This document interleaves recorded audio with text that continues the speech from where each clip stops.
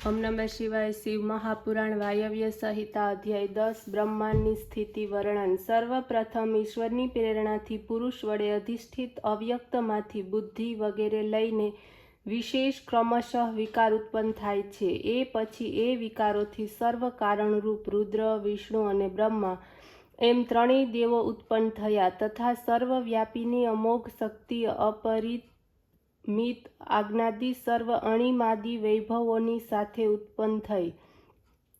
આ ત્રણ દેવતાઓને ક્રમશઃ સર્જન, પાલન, સંસાર એ ત્રણ કાર્ય હતા।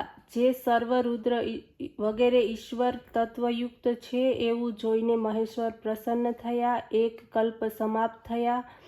બીજા કલ્પના પ્રારંભમાં ત્રણ દેવો કે જે બુદ્ધિમોહયુક્ત જ હતા એમ સર્જન આદિનું કાર્ય મહેશ્વરે સોંપ્યું।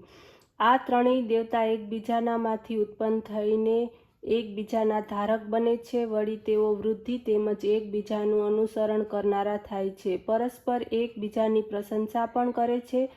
તેથી તો તે એકબીજાથી અધિક કે ઓછા થતા નથી। એમને એકબીજાથી અધિક માનનારી વ્યક્તિ મૂર્ખ, પિશાચ તથા રાક્ષસ યોનિ પ્રાપ્ત કરે છે।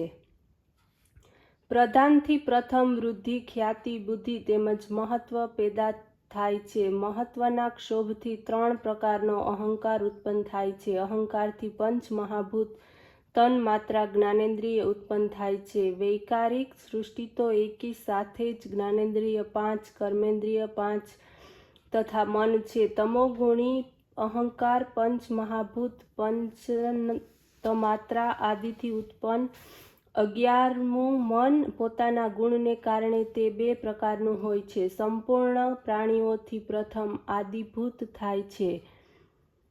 આ આદિભૂતથી શબ્દ ગુણવાન આકાશ થાય છે। આકાશથી સ્પર્શ ગુણ, એનાથી વાયુ, વાયુથી રૂપ, રૂપ ગુણથી તેજ, તેજથી રસગુણ, એનાથી ગંધ ગુણ, એનાથી પૃથ્વી પેદા થાય છે।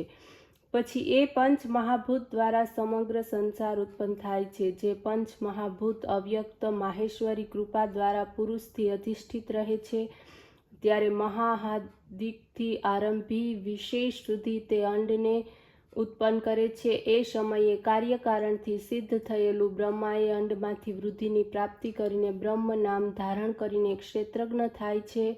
આ જ સર્વપ્રથમ શરીરધારી પુરુષ છે। સંપૂર્ણ પ્રાણીઓથી પહેલા ઉત્પન્ન થયેલું આ આદિકર્તા તેમજ બ્રહ્મ કહેવાય છે। અવ્યક્તથી પ્રેરણા દ્વારા તેના મનથી અનેક મનોરથો પેદા થાય છે, અન્ય કોઈ પ્રકારે નહીં।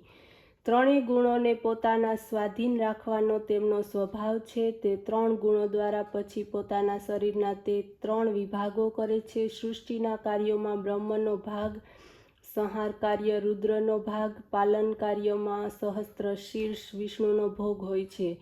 તે નાયક હોય છે, તે જ વિરાટ રૂપે થાય છે। સુવર્ણમય સુમેરુ પર્વત એનો ગર્ભ બંધન હોય છે। સમુદ્ર જળ ગર્ભ તથા ગર્ભાશય થાય છે। એ અંડમાં લોક છે, લોકમાં સૂર્ય, ચંદ્ર, નક્ષત્ર, વાયુ વગેરે રહે છે। એની સાથે સાથે વિશ્વ વ્યાપીને રહે છે। એનાથી 10 ગણું વધીને જળ એ અંડને ઢાંકીને રહે છે। જળથી 10 ગણું તેજ, તેજથી 10 ગણો વાયુ, વાયુથી 10 ગણું આકાશ, પછી વસેલા ભૂત માત્ર તેને ઢાંકી રહેલા છે। અને પંચ મહાભૂતાદિ એને મહાતત્વ દઈ એને પ્રકૃતિ ચારે બાજુ ઢાંકીને રહે છે। આ 7 આવરણ છે, એનાથી અંડ આવૃત રહે છે। જે સર્વ 8 પ્રકારની પ્રવૃત્તિઓ છે એ અંડ બહાર પરસ્પર એકબીજાને ઢાંકીને રહે છે। સૃષ્ટિના રચના આદિ કાર્ય કરતા ત્રણેય દેવતા એકબીજાને ઉત્પન્ન કરીને એકબીજાને ધારણ કરે છે। આધાર આધેય ભાગવાળા જેટલા વિકારો છે એનામાં વિકાર રહે છે। પોતાના અંગોને સંકુચિત તથા વિસ્તૃત કરનાર કાચબાની જેમ આ અવ્યક્ત વિચારોને રચે છે અને પોતાનામાં પાછા છુપાવીને લે છે। અવ્યક્ત દ્વારા જ સંપૂર્ણ સંસાર નિર્મિત થાય છે। એને વિપરીત એનો ક્રમ લય પણ થાય છે। કાળના આધીન થવાને કારણે ગુણ પણ સમ તથા વિષમ થાય છે। ગુણોનો વધ ઘટીને કારણે સૃષ્ટિની રચના થાય છે। એનું સામત્વ તથા પ્રલય થાય છે। બ્રહ્માની યોનિ આ જ છે। મહાકઠિન અંડજ બ્રહ્માના નિશ્ચયાત્મક ક્ષેત્ર છે ત્યારે તો બ્રહ્મા ક્ષેત્રજ્ઞ છે।